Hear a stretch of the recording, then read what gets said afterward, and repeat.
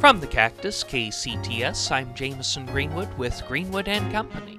Well, I hope everybody's been having a good week. We're already into the month of April. I know that Easter's going to be here tomorrow, and also our Jewish friends have all been celebrating Passover, so happy Passover to all of you. I was thinking about Easter. You know, lots of people go to church on Easter, and I myself go to church on Easter. I have to be there actually 7 a.m. tomorrow to be there for the sunrise service. But it's a common tradition in the Episcopal Church that there is also a service on the Saturday before Easter Sunday, and I had a really fun time when I went to my first one, but it also ended up being a little bit of a fire risk. So let's find out why. Growing up in the Presbyterian Church, the Saturday before Easter never had much going on. Good Friday always involved trips to church, but because it was a somber affair, I didn't like it because Theo and Taylor and I never got to go to the playground after the service like we did on Sundays. For the Greenwoods, Holy Saturday, as the Episcopalians refer to it, was spent like most other Saturdays, visiting my Grammy Benson in Sun City West. Grammy was Methodist, but nothing much happened on the Saturday before Easter with the Methodists either, so we might watch a Disney movie, Lawrence Welk, British sitcoms on PBS, or Mom and Dad might sit in the kitchen with Grammy drinking coffee while Macy and I played in the living room until Grammy offered us all a Nestle drumstick, one of her favorite frozen treats. When I went up to Pine Bow, Arizona to attend college at High Country University, I found no Presbyterian church, so I started going with my friends Colton, Heather, and Annabelle to the St. Edward's Episcopal Church. It was just a block up San Jose Street from Brubeck's, the coffee shop where Colton and Heather worked as baristas, and it was not uncommon for us to travel back and forth between the church and coffee shop for one event or another. Thus, I was at Brubeck's when I was introduced to the concept of Holy Saturday by Colton, the only cradle Episcopalian among us. "You coming for the Easter Vigil, Jimmy?" he asked. "Is that what they call Easter Sunday?" I replied. "No, it's on Saturday." "Is it like the Easter Sunday?" "It's bigger than that." Colton's eyes were wide. He explained that it starts out in darkness with the knowledge of Christ's death, then brings up light as we acknowledge the impending resurrection. Heather, who had been listening in while she made another pot of decaf, joined in explaining further. "I wasn't used to celebrating on Saturday either, Jimmy," Heather said, "but it was amazing. And they're going to be baptizing 3 little babies." "Do we know any of them?" Colton asked. "Well," Heather said, "I know for sure Gladys Sutton's granddaughter and the Canello's daughter, but I don't know the other girl." As a college student, I often had papers to worry about, along with newscasts for KHCU, the campus radio station, but I strove to participate in the Easter festivities to the extent I could. I skipped Maundy Thursday to read Tolstoy's Anna Karenina, though it may have been more helpful to focus on the spark notes, and though I did attend Good Friday, I immediately walked to Mary Lou Higgins to eat a late dinner and read more of that thick, dismal Russian novel. However, I managed to finish it that night, so Saturday afternoon I prepared to go to the vigil, and donned a black sport coat, gray pants, green tie with diamonds, and a white shirt with a matching white handkerchief, one of a set I bought at J.C. Penney's on my last trip to Phoenix. I strolled in the twilight up San Jose Street to Brubeck's, where I met up with Colton, and we waited for Annabelle and Heather so we could walk to the church together. Once Heather and Annabelle arrived in their pastel dresses and fancy shoes, we prepared to go, and Heather complimented Colton on his gray suit and the Easter lily on his lapel, which matched one in her hair. While the girls went to clear some stuff out of their Subaru Forester, Colton whispered to me, "That was intentional." "What was intentional?" "The lily. She said she'd put one in her hair. I wanted to impress her."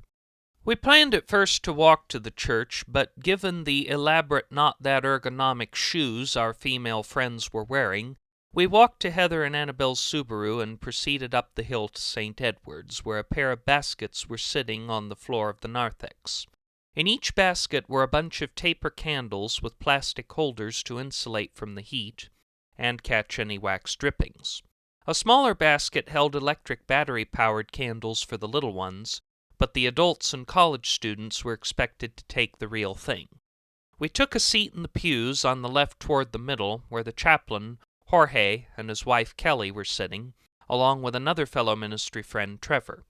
Save the gleam of the fluorescent lights glowing in the fellowship hall downstairs, and a small set of spotlights above the altar, all the lights in the sanctuary were out, with not even the altar candles having been lit. The door squeaked open as Mama Jill, Deacon Ruth, and Deacon Steve, along with the rest of the altar party, proceeded up the aisle, but I could hardly see them, nor anyone else in the congregation, and had no realization that 3 new babies and their parents were sitting in the back pew on the right side. "They look so cute," Heather said. "Who?" I asked. "The babies over there, Jimmy," Annabelle smiled. "Oh, yes," I saw after seeing the 3 smiling babies in their parents' arms in the pews, though in my case I was smiling more for the thought that one day Annabelle and I might share one such little one, than my heart sank as I realized I was thinking way too far ahead. After the liturgy of the Word, including readings from Genesis, Exodus, and several of the prophets, Mama Jill and the altar party proceeded to the back, where she took 2 sets of flint stones and sparked the flame to represent the hope of Christ's resurrection. From there the paschal candle was lit, from which the deacons lit their candles and cups, and began passing the light down. But despite the hope of this light, I was a bit nervous. I put my handkerchief in my inside pocket so it wouldn't catch fire, but would that be enough? Now, before I reveal whether that sense of nerves was warranted, we have to take a short break, but when we come back, we'll continue with the Easter Vigil and the baptism of the 3 little girls. You're listening to Greenwood and Company on KCTS. Hello, I'm Jamison Greenwood. If you enjoy Greenwood and Company, be sure to follow and share wherever you get your podcasts. Thanks for listening, and we'll be back with more Greenwood and Company right after this. The Easter Bunny's here, and he's hopping down the trail to Pinkerton Motors with giant baskets full of savings. We don't just have Easter eggs. We have Easter egg paint jobs on a huge assortment of dilapidated Volkswagen Beetles.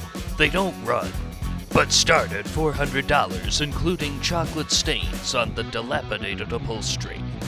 Need something with more cargo space for those chocolates and peeps? Get this olive green Volkswagen Rabbit, the perfect Easter Bunny substitute, only $450. Just rebuild or replace the transmission. And if you want to haul friends to church for the sunrise service, this Bluebird diesel bus with missing wheel and carburetor is the vehicle for you. Even with an engine that melted because the driver used gasoline instead of diesel fuel. It starts at $900, and if you agree to tow it, we'll let you have it for $650. If you need a cheap vehicle but don't care much about safety, come to Pinkerton Motors, San Marcos Street and Ponderosa Highway, just south of Route 66 in the city of Pineville. Warning, Pinkerton Motors is not licensed and bounded by the state of Arizona. Not responsible for injury or death from our vehicles, or if the Easter Bunny gives you rabies. And welcome back. You are listening to Greenwood and Company on the Cactus, KCTS. Now, before the break, the candles had just been lit for the Easter Vigil, and we were awaiting the baptism of the 3 baby girls. After the initial lighting, Mama Jill and the congregation sang some Alleluias as call and response. Then we extinguished the candles, and Mama Jill gave the sermon on how you can see resurrection almost anywhere if you know the right places to look.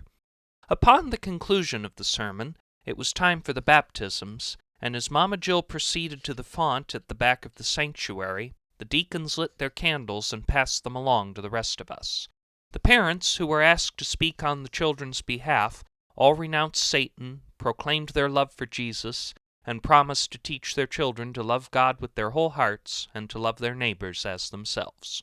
The first baptism the baby stayed asleep and may have cried for just a little, but was not overly emotional as the water was sloshed over their head, nor when Mama Jill marked the cross on their forehead with her thumb.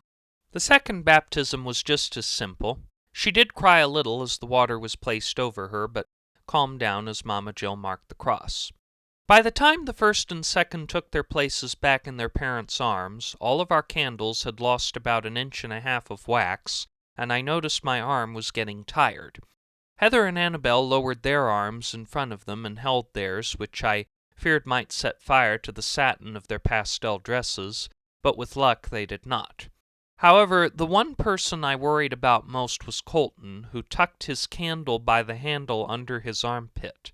There was just enough length of wax to keep the flame from his person, but how long would it last? The first 2 baptismal candidates were relatively reserved, but based on my experience in various churches, it is not unheard of for babies being baptized to cry profusely during the ceremony. Such was the case with Celeste, the final candidate for the evening. She began crying well before the thanksgiving over the water as Deacon Ruth poured it into the font, and though her volume varied, she continued to make a lot of upset noise while her other 2 future Sunday school classmates were blessed with their water. When the time came to present her with the water, she cried louder than before, as though she had just broken up with the high school boyfriend she had yet to meet. Mama Jill, well experienced in baptizing babies, was unfazed by it, but it did shock the teenage crucifer, Tanner, who was a cousin of one of the mothers. In his shock, he let go of the cross on accident, and though it did not hit the floor, it tapped against the post between the 2 sanctuary doors and spooked everyone in the congregation. And in Colton's case, he failed to notice that he nestled his candle a little too close to the Easter lily on his lapel, setting it aflame. It took him a second to notice, and by the time he did, the flame was 6 inches tall, and Mama Jill was already proceeding down the aisle waving the aspergillium, a wand which is dunked into a bucket of holy water, then sprinkled on the rest of the congregation after a baptism as a way of renewing one's baptismal vows. However, in her fast thinking, Mama Jill dashed around the front of the church to the side aisle where Colton was, and dunked the whole bucket on Colton's sport coat, extinguishing the fire and soaking his wardrobe. Mama Jill recognized the whole incident had caused a scene, but in her liturgically programmed mind, she whisked back up to the altar with the aspergillium and shouted, "The peace of the Lord, like a flame burning bright, be always with you." And like clockwork, everyone exclaimed, "And also with you."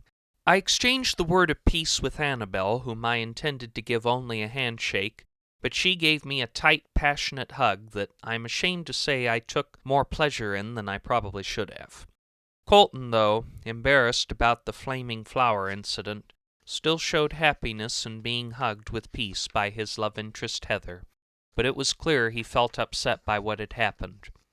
After communion to celebrate the Eastertide being upon us, an arousing rendition of the sending hymn, Welcome Happy Morning, we stepped downstairs into the fellowship hall, nestled between the sanctuary and the chapel, where coffee, lemonade, and a potluck of desserts, including some of Heather's scones from Brubeck's, sat arranged on a series of folding tables.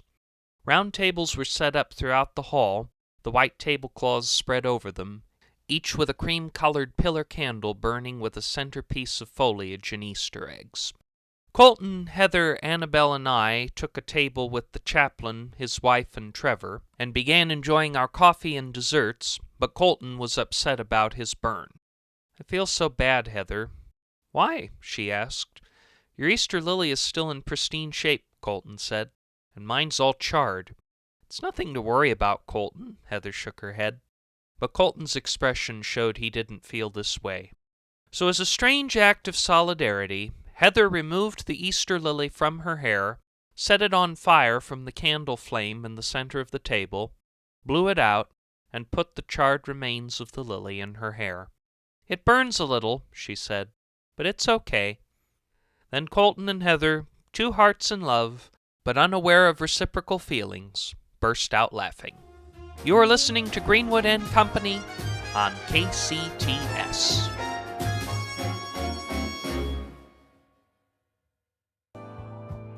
Easter is approaching, and Giggets Supermarkets, your ultimate subpar food store, has incredible offers for the perfect springtime feast. If you want to pay top dollar for mediocre Easter ham, look no further. We have medium and large ham on the bone starting at $57.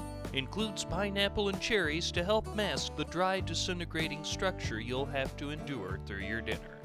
For all your side dishes, the 12-ounce cans of green beans, corn, and carrots we didn't sell at Christmas are 5 for $27. Another decade older, but if you're lucky, they'll still look vaguely like the food they're labeled as. And why stop there? We've got hard as rock peeps and poop brown chocolate rabbits starting at $18, along with droopy wilted Easter lilies, climbing clematis, and bougainvillea killed by the desert sun. All these Easter deals are available at Giggett Supermarkets, your resource for all your subpar grocery needs, helping you make happy Easter memories and smelly memories with our painted rotten Easter eggs. Drop by your local Giggett Supermarket today. Additional support for Greenwood and Company comes from the Society for Cats with Mathematics Test Anxiety, the Shag Carpet Preservation Fund, and the Used Car Salesman Plaid Sport Coat Foundation. Well, no Easter episode of Greenwood and Company would be complete without an Easter poem, and I've touched on the Christian aspect of Easter, but there's also the secular aspect of Easter with the bunnies and the chicks and everything, and so here those are in a series of rhyming metered lines. Amongst trees, rocks, and bushes, little kids begin their race to find the hidden treasures with a rapid, hasty pace. With eggs gathered in their baskets, smiles grow on every face. From these eggs hatch tiny birds with their feathers bright and gold, toddling through the grass and flowers, all whilst chirping loud and bold, finding friends in little children whose small loving hands enfold.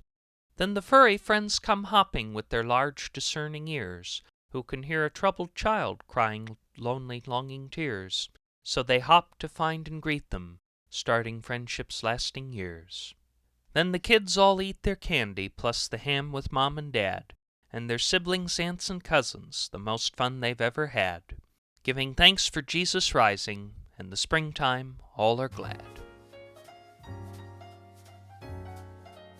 That brings an end to this week's Greenwood and Company. Our show was created and hosted by yours truly, and was written by him along with James Salison and Minnesota Martinez. The engineer is Ivan Crosby. Jonas Andrews answers the phones, even though we don't take calls on this program. The theme was composed by Martin Landstrom, and our costumes are provided by Grandma's Garage Thrift Shop. All the characters, settings, and situations depicted in this program, along with all advertised products, are entirely fictional, and any similarities to products, events, or persons, living or dead, is entirely coincidental. Also, KCTS is not an actual radio station. Be sure to visit our website at JamisonGreenwoodPodcast.com to learn more about Greenwood and Company, and make sure to follow us on the podcast platform of your choice and share with your friends on social media. Just a reminder to please be careful if you are going out on the 101, the 17, or Route 66 tonight. I'm Jamison Greenwood, and until we meet again, stay healthy, stay safe, and stay young at heart. Good night.